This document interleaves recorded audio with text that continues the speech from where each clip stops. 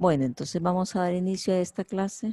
La clase de ahora es transporte de membranas. Mi nombre es Marina Elizabeth Mengíbar. Aquí abajo tienen mi correo institucional por cualquier consulta o duda acerca de esta clase. marina.mengíbar@ues.edu.sv.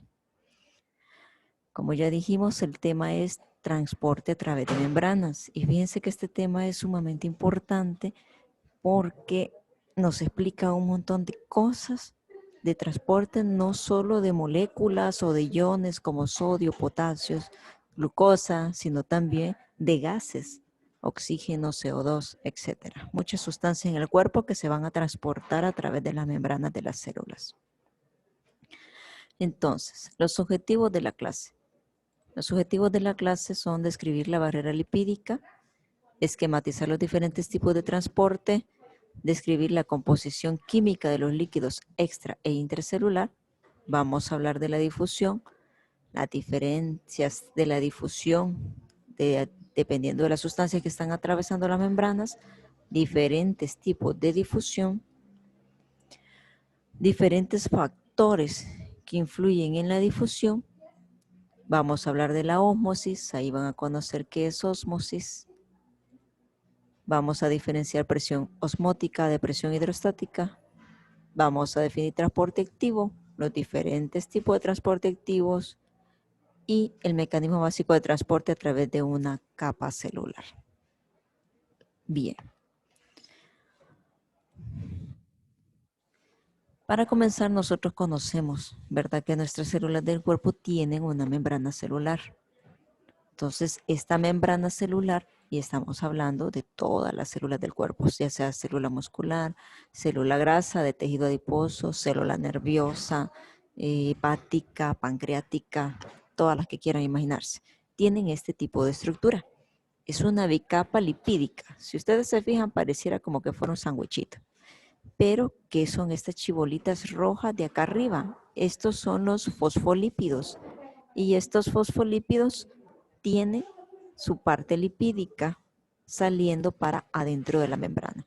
Entonces son dos capas, una arriba y otra abajo. ¿Por qué está distribuido en esta forma? Y llama la atención mucho la forma en la que está distribuida la bicapa lipídica. Y esto tiene un propósito en el cuerpo, porque la parte del fosfolípido, la cabecita de fosfolípido, tiene que estar arriba y abajo porque aquí hay agua y afuera de la célula también hay agua. Entonces el fosfolípido es la parte hidrófila, es decir que es afín al agua. Sin embargo, las colitas que vemos acá son lípidos y nosotros sabemos que los lípidos son hidrófobos. Ellos no son afines al agua. Entonces las colitas van en medio y ambas capas de fosfolípidos tienen sus colitas unidas en medio de la membrana. ¿Qué más es importante saber? Bueno, que aparte de eso, las membranas celulares tienen carbohidratos, pero también tienen proteínas conocidas como proteínas integrales que atraviesan toda la membrana. ¿Por qué es importante saber esto? Porque estas proteínas sirven de canales proteicos, y estos canales son pasos que van a permitir entrada o salida de iones, tanto de afuera como para dentro de la célula, como de adentro de la célula para afuera de la célula.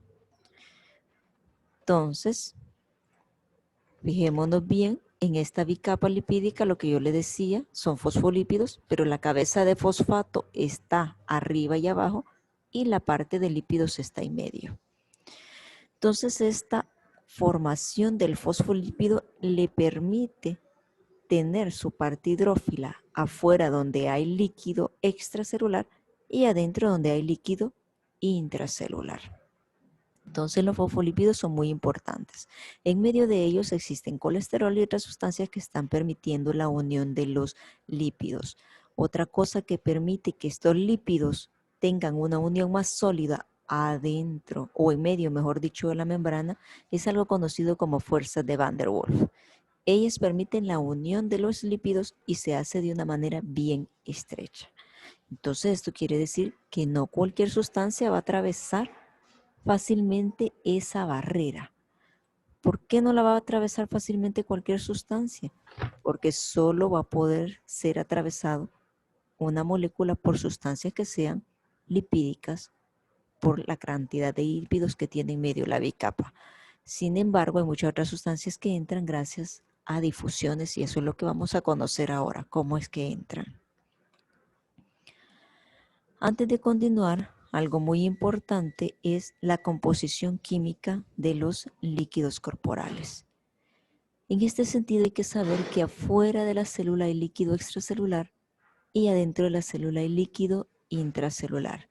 Y que tanto afuera como adentro hay iones como el sodio, el potasio, calcio, magnesio, cloro, esto es bicarbonato, fosfato, sulfato, hay glucosa, aminoácidos, etc.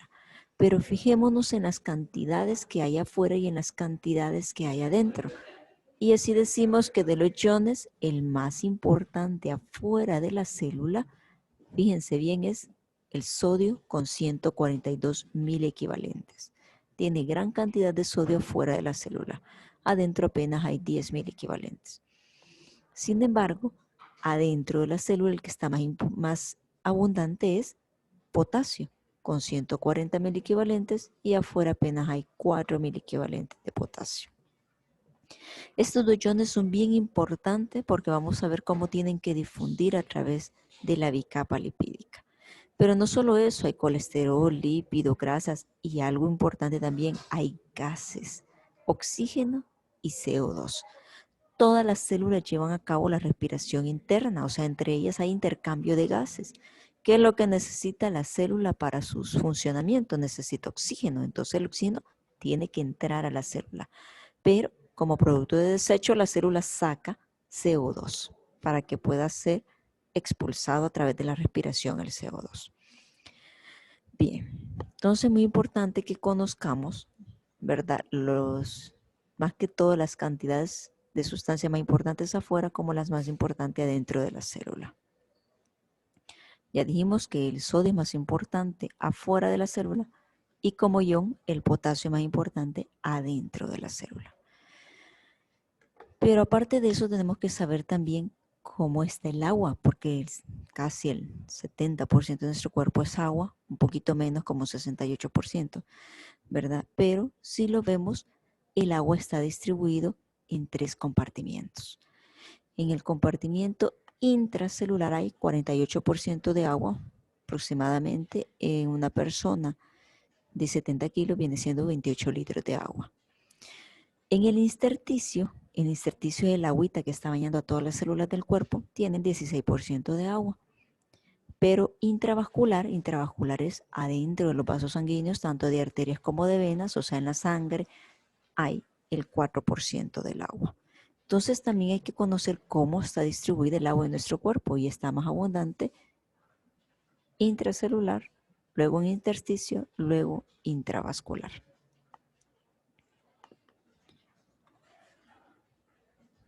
Tengo aquí este esquema representativo de lo que yo les comentaba del ion más importante afuera de la célula. Dijimos que es el sodio. Si ustedes se fijan, hay grandes cantidades de sodio en este esquema y apenas nos ponen 2 moléculas de potasio.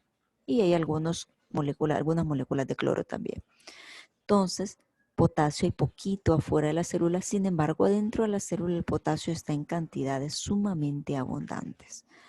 Y sodio apenas hay bien poquito adentro de la célula. ¿Por qué es importante que recordemos esta imagen? Porque cuando hablamos de difusión, estamos hablando de que una molécula va a pasar de un lado al otro de esta membrana semipermeable. En el caso del sodio, a él se le va a hacer más fácil entrar a la célula. ¿Por qué? Porque va de un lugar donde está mayormente concentrado a donde hay menos cantidad de sodio. Se le hace más fácil entrar por gradiente de concentración. En cambio, el potasio, que está muy abundante dentro de la célula, si él tiene oportunidad y le abren una puertecita para salir, él va a salir de la célula.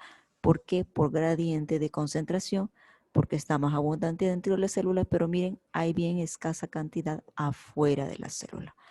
Entonces, para la difusión de sustancias, algo muy importante es el gradiente de concentración. Una sustancia se va a mover de donde esté mayormente concentrada a donde haya menor concentración de esa sustancia. ¿Qué otra cosa es importante en este esquema? Es importante que sepamos que afuera de la célula La membrana celular tiene una carga positiva y esta carga positiva se la están dando las cantidades de iones, principalmente de sodio, afuera de la célula. Sin embargo, dentro de la célula, la carga es negativa. Pero dijimos que el ion más abundante es el potasio está positivo. Entonces, ¿quién le está dando esta carga negativa dentro de la célula? Fíjense que la carga negativa de adentro de la célula no se la está dando ningún ion, sino que se lo están dando las proteínas. Fíjense cómo nos dibujan de forma bien grande las proteínas y con gran cantidad de carga negativa dentro de ellas. Entonces las proteínas y los fosfatos que están bastante abundantes adentro de la célula son los que le están dando carga negativa. ¿Y por qué es importante que yo sepa que afuera de la célula hay una carga y adentro hay otra? Esto es importante también para la difusión, porque esto se llama gradiente eléctrico. Los gradientes eléctricos van a favorecer también la difusión de ciertas sustancias. Así, por ejemplo, el sodio que tiene carga positiva, si adentro hay carga negativa, acuérdense que cargas distintas se atraen y cargas iguales se repelen. Entonces al sodio se le hace fácil entrar también por gradiente eléctrico, porque él tiene carga positiva y adentro está negativo. Entonces también se le facilita la entrada al sodio por su carga eléctrica. ¿Qué pasa con el potasio? A él se le facilita salir por gradiente de concentración, pero por gradiente eléctrico no, porque su carga es positiva y afuera está positivo. Y cargas iguales se repelen. Entonces se le hace un poquito más difícil salir al sodio. Es por eso que cuando se abre un canal o una compuerta de entrada, de sodio entran 3, pero de potasio solo salen 2. Entonces entra más cantidad de sodio que salida de potasio, porque el potasio sale por gradiente de concentración, pero un poquito menos dificultoso por gradiente eléctrico. Entonces, cuando hablamos de difusión, es muy importante que sepamos que todas estas moléculas están en el cuerpo, pero ellas no están estáticas, no están paradas así como la vimos en la figura, sino que ellas están así como en esta otra figura. Ellas están en constante movimiento, moviéndose de forma aleatoria, en una forma desordenada. Y entre ellas las moléculas se están chocando. Y esto es importante para el cuerpo porque está generando energía cinética, que es energía de movimiento. Esta energía de movimiento o energía cinética hace que se facilite también la difusión de las moléculas.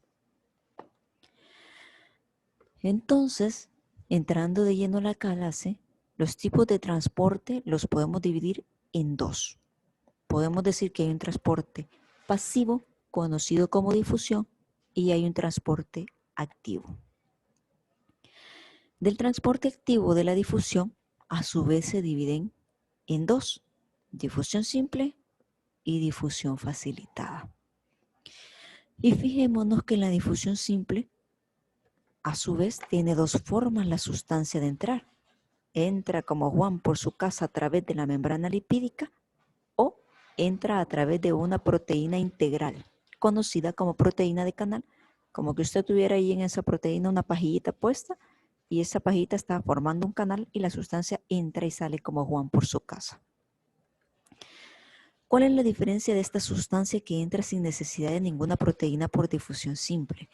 La diferencia es que esta sustancia, para que entre de esta manera, tiene que ser liposoluble, porque tiene que atravesar esta gruesa capa de lípidos que es hidrofóbica.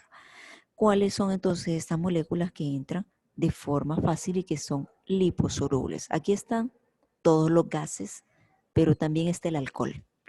El alcohol y los gases, y a gases nos referimos a oxígeno, a dióxido de carbono, a nitrógeno. Todos los gases pueden penetrar fácilmente por difusión simple porque son lipofílicas. Entonces no tienen problemas para penetrar la capa de lípidos de la membrana.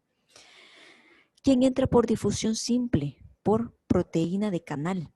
Bueno, aquí tenemos el agua. El agua entra por un tipo de difusión simple, pero ese proceso recibe otro nombre conocido como ósmosis, por lo tanto lo vamos a ver también aparte en el proceso de la ósmosis. Pero hay otro tipo de difusión conocido como facilitada.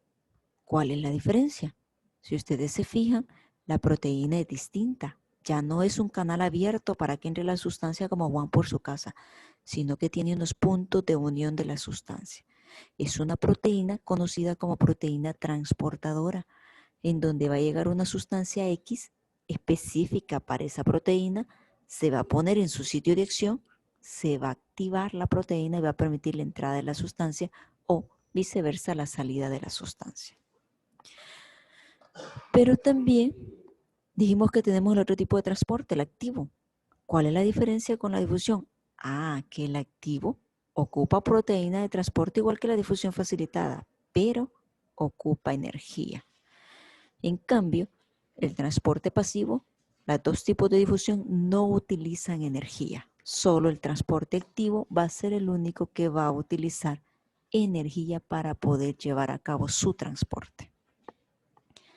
Vamos a ir viendo cada uno de ellos. Recuerden bien, dos tipos de transporte, el pasivo conocido como difusión y el transporte activo sería el segundo. La difusión se divide también en simple y en facilitada. Vamos a hablar de la ósmosis. Ya hablamos que es un tipo de transporte de tipo difusión simple, pero con la diferencia de que hay proteínas de canal. En la membrana, estas proteínas de canal hacen una apertura para que pueda pasar en este caso agua. Cuando hablamos de ósmosis nos referimos simplemente al movimiento del agua, ya no de ninguna molécula como sodio, como potasio, como cloro, como magnesio, no, solo agua. Esta proteína que permiten la entrada del agua tienen un nombre muy importante y específico. Se llaman aquaporinas. Entonces la ósmosis vamos a decir que es el movimiento del agua de donde se encuentre mayormente concentrada el agua a donde haya menos cantidad de agua. En el ejemplo vemos la membrana y vemos que adentro hay bastante cloruro de sodio. Estos son solutos, moléculas de sodio y cloro formando cloruro de sodio o un soluto. Pero afuera tenemos completamente agua, que es el disolvente natural del cuerpo. Entonces el agua se va a mover de donde hay mayor concentración de agua a donde esté menos la concentración de agua. Y eso se va a llamar ósmosis. Pero la ósmosis, en este otro dibujo que está en nuestro libro de texto, nos pone un ejemplo. La ósmosis no quiere decir de que esa agua que está afuera, solo porque está en grandes cantidades, se va a meter toda dentro de la célula, por poner un ejemplo, sino que hay una presión hidrostática y hay una presión osmótica que la van a detener. No todo el agua va a entrar. Y nos ponen en nuestro libro de texto este ejemplo, una cámara A y una cámara B. El agua de la cámara B estaba hasta acá, pero ¿qué pasaba con la cámara B? No tiene nada de solutos. Sin embargo, la cámara A sí tiene bastante cantidad de solutos. Entonces la ósmosis permitió que el agua se moviera de donde estaba mayormente lleno de agua a donde había menos cantidad de agua. Y el agua empezó a subir hasta que llegó a un punto o a un nivel donde la presión hidrostática, nosotros sabemos que la palabra hidros viene de agua, la presión hidrostática o la presión propia del agua que se ejerció en este punto detuvo el paso del agua. Pero también aquí en la membrana semipermeable se dio otra presión, conocida como presión osmótica. Entonces vamos a decir que la presión osmótica es la presión que se ejerció aquí en la membrana para que ya no permitiera el paso del agua a través de las acuaporinas de una cámara hacia la otra cámara. Entonces hay dos tipos de presiones que me detienen la ósmosis. La presión hidrostática, que es la que está ejerciendo aquí arriba el agua, la fuerza que está haciendo el agua por sí sola, pero también la presión osmótica, que es la que se ejerce aquí en la membrana y la que impide el paso del agua a través de la membrana.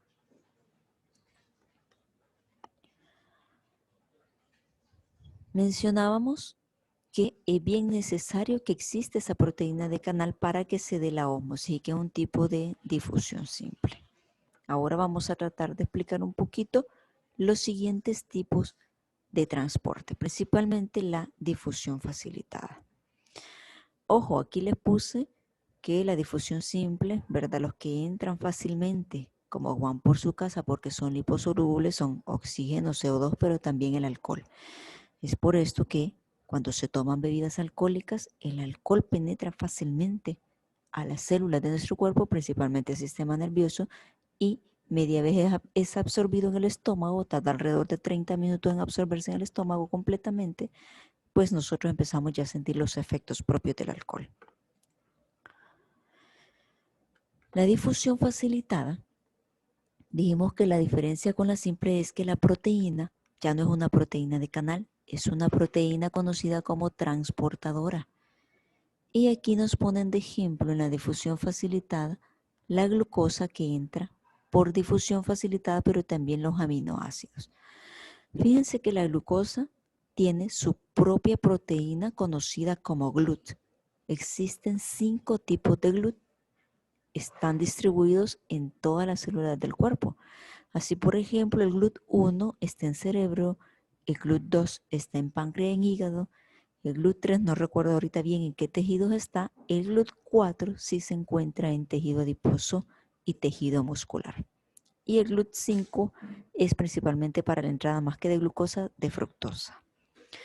Entonces, esa proteína de la glucosa que recibe un nombre específico es bien importante que lo conozcan y se lo aprendan, porque hay patologías ocasionadas de la glucosa, daños, tipos de diabetes que son ocasionadas por los transportadores conocidos como GLUT, que es un tipo de proteína de transporte para la glucosa.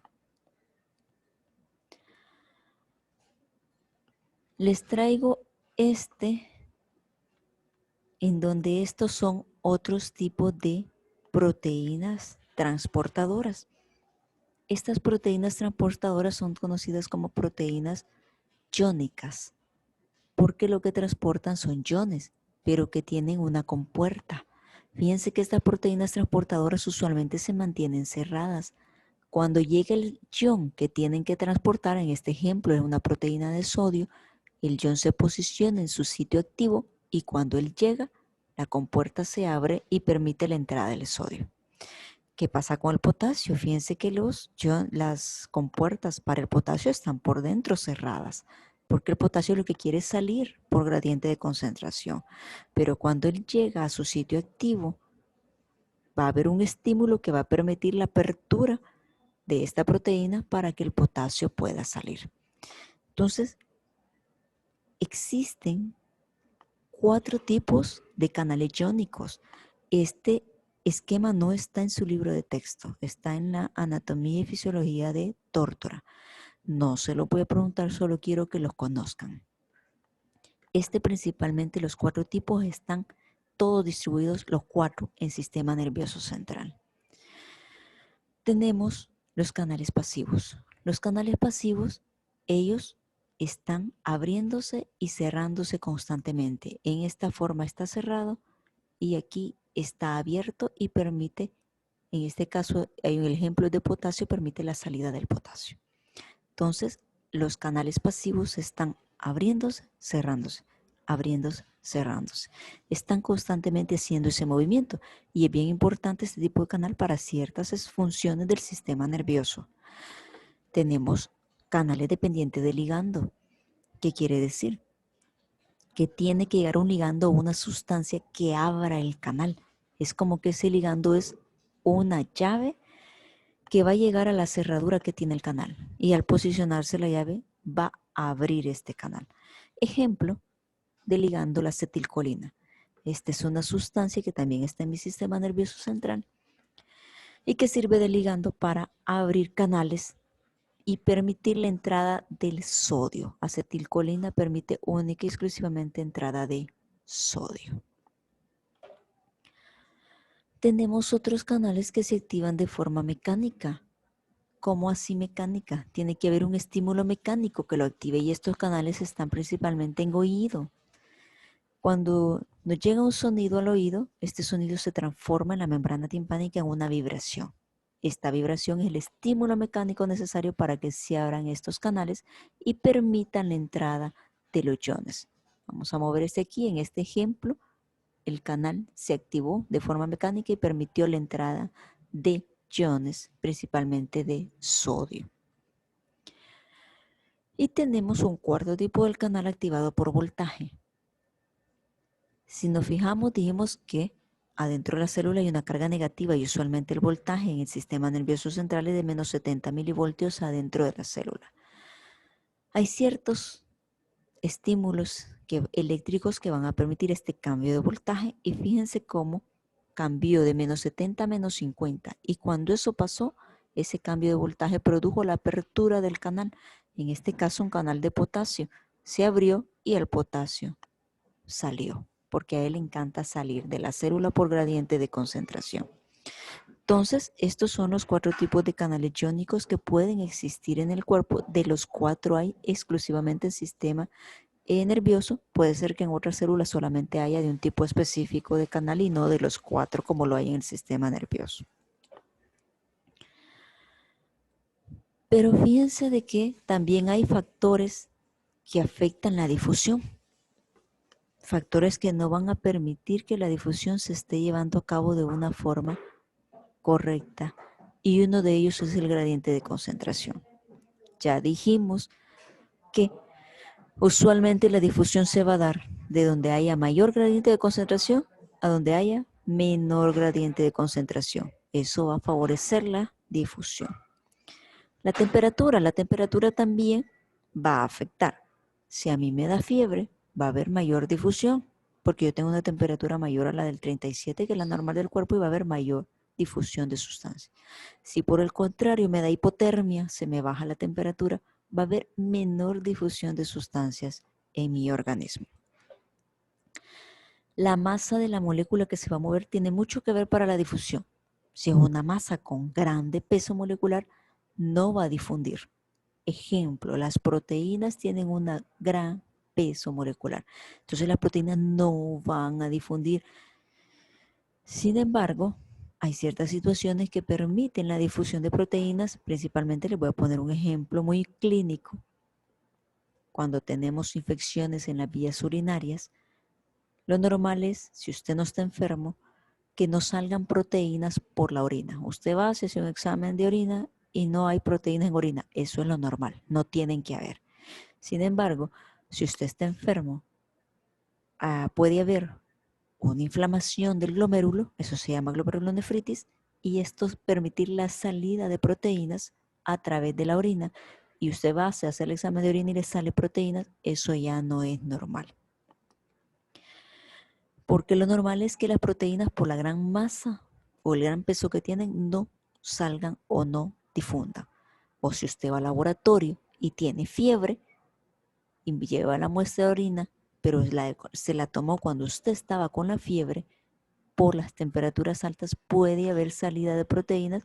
En este caso sí se considera fisiológico porque es por las temperaturas altas. Pero de lo contrario, si usted va y da esa muestra de orina sin fiebre, no deben haber proteínas en orina. La superficie de difusión tiene mucho que ver. A mayor superficie, mayor difusión. Ejemplo, cuando tenemos pacientitos que tienen enfermedades pulmonares, como EPOC, los pacientes que fuman, se dañan los pulmones y hay un daño del alvéolo y puede haber enfisema. Eso quiere decir que el alvéolo se destruyó, se desintegró. Entonces el pulmón no tiene la misma superficie que tiene el pulmón de usted y el mío, que se supone que están sanos. Estas personas están enfermas, tienen EPOC, tienen enfisema, tienen un daño en el pulmón. Entonces la superficie del pulmón está reducida. Por lo tanto, en estos pacientes, la difusión de CO2 y oxígeno está limitada. Y ellos tienen problemas para sacar el CO2 o para meter oxígeno. Veamos el otro que interfiere en los que afectan la difusión, son la distancia de difusión. Si esa membrana que tiene que atravesar esta molécula es una membrana gruesa e inflamada, a esa molécula le va a costar más difundir.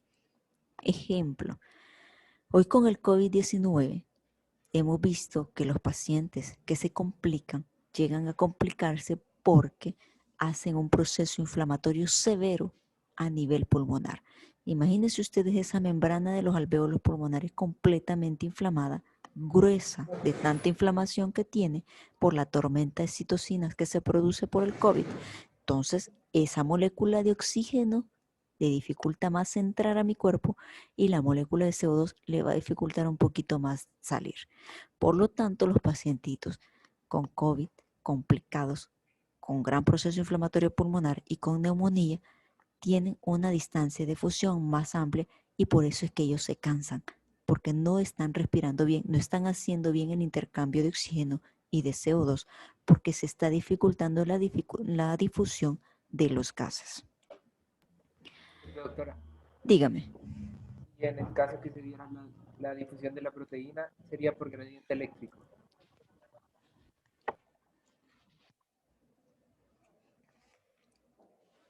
Por gradiente eléctrico, la proteína tiene carga negativa y afuera está positiva. Se vería favorecida. Sin embargo, la proteína normalmente no va a salir por la gran masa que tiene. Aunque por gradiente eléctrico se viera favorecida, ella tiene una masa tan grande que no hay un espacio donde ella quepa. No hay ninguna proteína transportadora o de canal que permita el paso de esa proteína. Ninguna, es muy grande. Sin embargo, Gracias. sí pasa en riñón cuando nosotros tenemos glomerulonefritis porque la membrana está dañada, está inflamada y por lo tanto permite la salida de las proteínas. Gracias.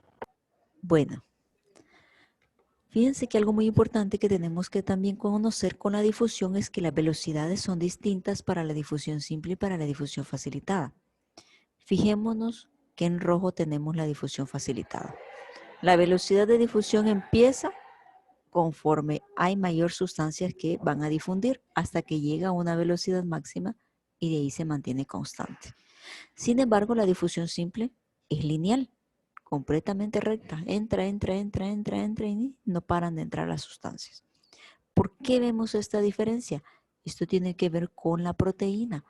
Les dije que la difusión simple, la proteína es una proteína de canal, una proteína que tiene la puerta abierta. Si usted va a un estadio, cuando usted va a un estadio y lo dejan salir del estadio, las puertas del estadio todas están completamente abiertas y usted sale fácilmente. Eso pasa con la difusión simple.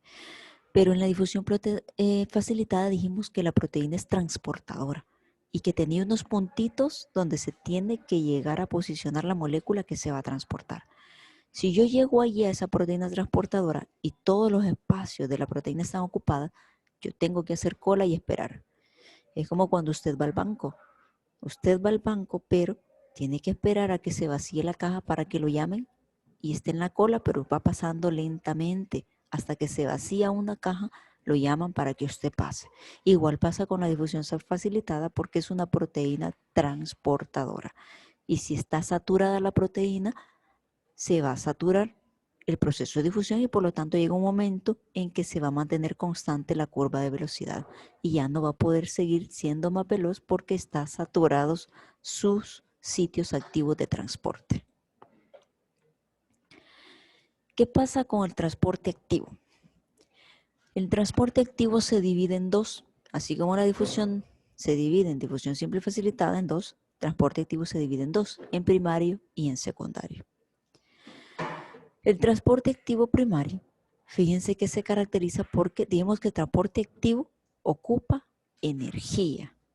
Entonces, tanto el activo primario como el secundario ocupan energía. Pero el transporte activo primario la energía que ocupa es la energía directa del ATP.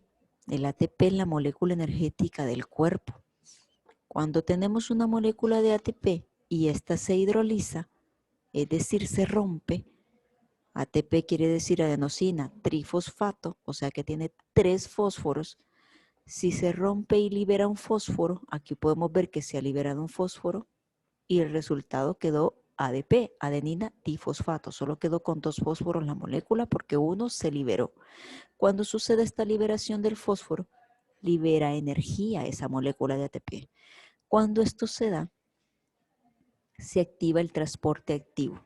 En este caso es una bomba sodio-potasio, la bomba más importante del cuerpo, no quiere decir que es la única, pero es una de las más importantes. El sodio se va a posicionar en su sitio activo, en la proteína transportadora, y miren para dónde va a agarrar el sodio, va a agarrar para afuera.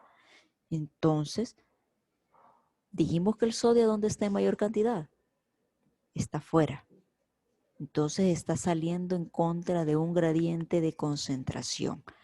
Eso quiere decir que el transporte activo sirve para mover las moléculas en contra de su gradiente de concentración.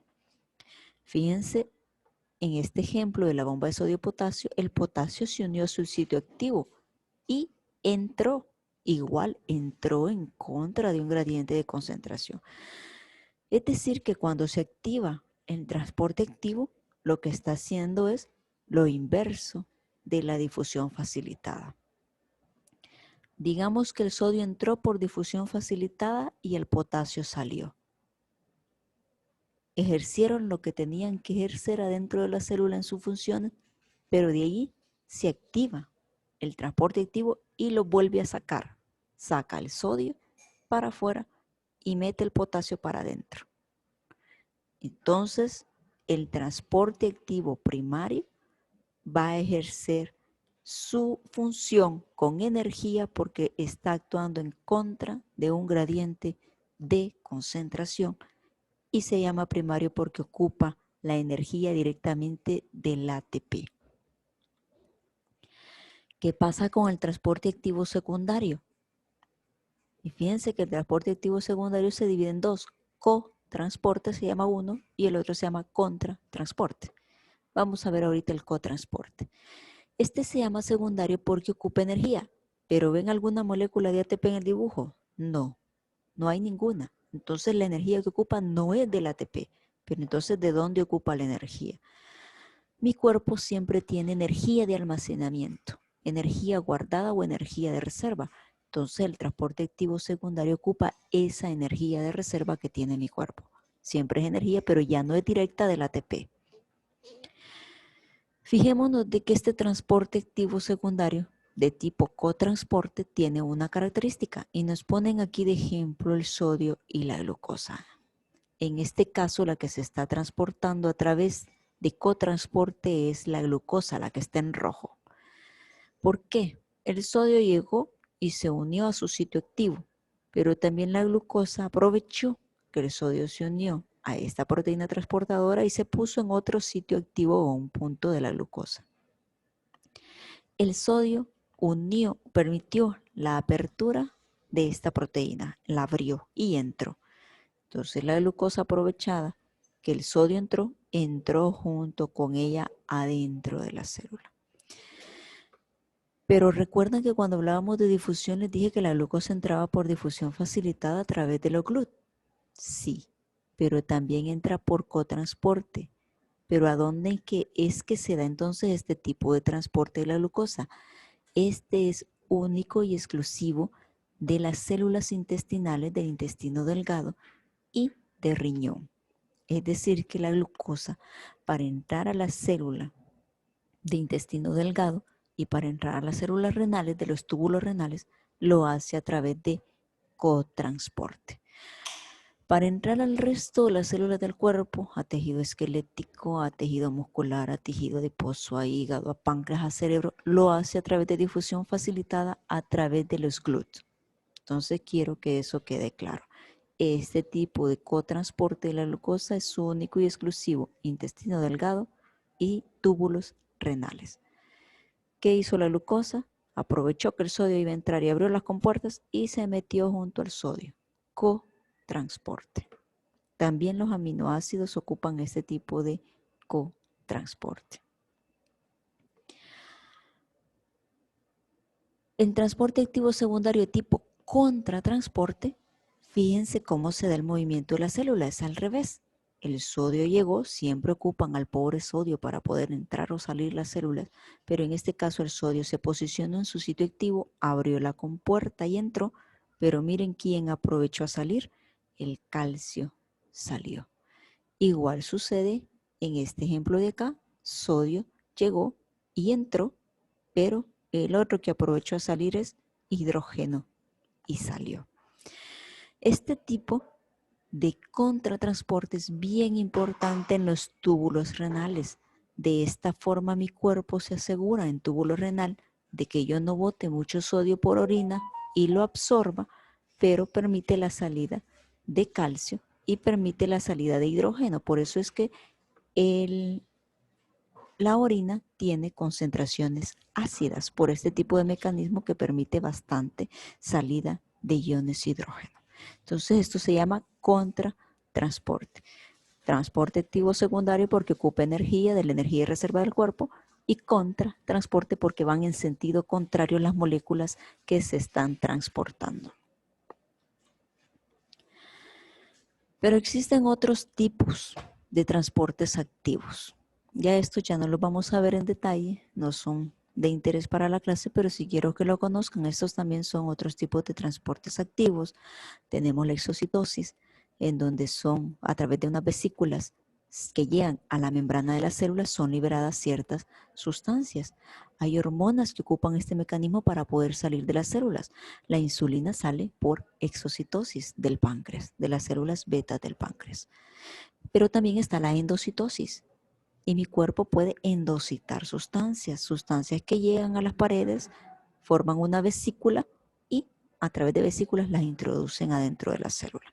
Entonces estos también son otros tipos de transportes activos. Pero aquellos que hemos explicado en la clase pues son los transportes más importantes que vamos a ver y pues los que más deben ustedes de conocer, pero sepan que existen estos otros. También está la pinocitosis y otros más. Y ya para terminar, les he hecho un juego de quién quiere ser millonario.